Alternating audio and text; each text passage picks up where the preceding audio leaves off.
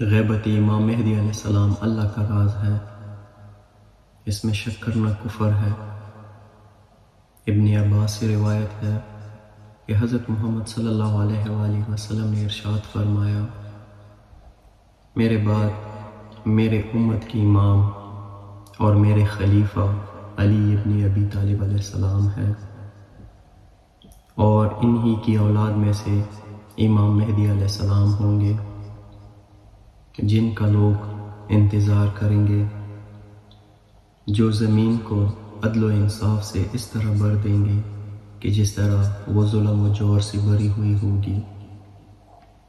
اس ذات کی قسم جس نے مجھے حق کے ساتھ مبعوث فرمایا ہے کہ ان کی غیبت کے زمانے میں ان کے قائل ہونے اور اس پر ثابت قدم رہنے والے میرے سب سے زیادہ عزیز ہیں۔ یہ سن کر جابر ابن عبداللہ انصاری اٹھے اور عرض فرمایا، یا رسول اللہ، کہ آپ صلی اللہ علیہ وآلہ وسلم کی اولاد میں جو قائم ہوگا اس کے لیے غیبت ہے؟ آپ صلی اللہ علیہ وآلہ وسلم نے ارشاد فرمایا، ہاں میرے رب کی قسم، تاکہ اللہ مومنین کو آزمائے اور کافروں کو نیست و نابود کرے۔